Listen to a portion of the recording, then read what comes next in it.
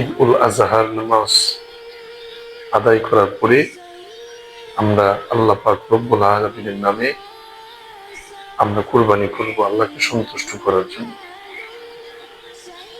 ঈদ উল আজহার দিনে 10 জিলহজ্জে আমরা সকলেই কুরবানি করব।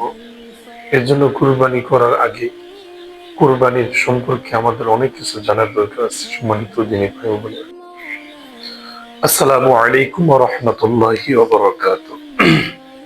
আলহামদুলিল্লাহি ওয়া বারাকাতুহু।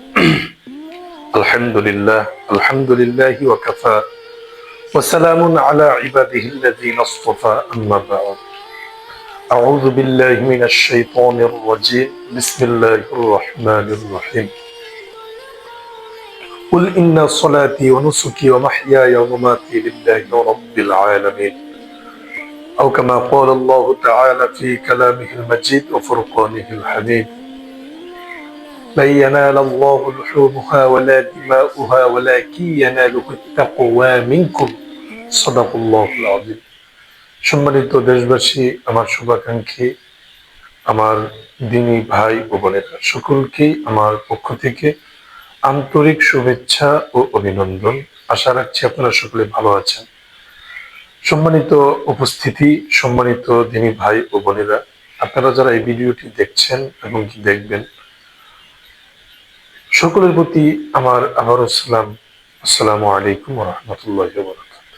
সম্মানিত দিনী ভাই ও বোনেরা, আল্লাহ পাক রব্বুল আলামিন বলেছেন, কুল ইন্না সলাতি ওয়া নুসুকি ওয়া মাহইয়ায়া ওয়া মামাতি লিল্লাহি রাব্বিল আলামিন। আয় হাবিব, আপনি বলুন নিশ্চয়ই, ইন্না সলাতি, আমার নামাজ, নুসুকি ওয়া মাহইয়ায়া ওয়া মামাতি লিল্লাহি রাব্বিল আলামিন, নিশ্চয়ই আমার সালাত, আমার নামাজ, আমার কুরবানি লিল্লাহি রাব্বিল আলামিন, এবং কি সমস্ত কিছু রবের জন্য।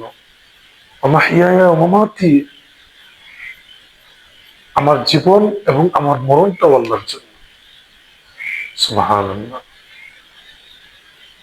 আমার কুরবানির কথা বলা হয়েছে। কুরবানিটা আমরা সকলেই কুরবানি সম্পর্কে জানব।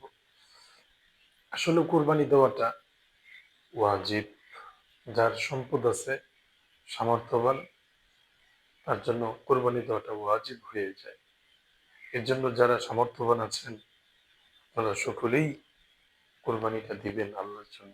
কুরবানি দিলে হৃদয় অন্তর পরিষ্কার হয়ে যায়। আল্লাহ পাক সকলকে কুরবানি করার তৌফিক দান করুন, আল্লাহুম্মা আমিন।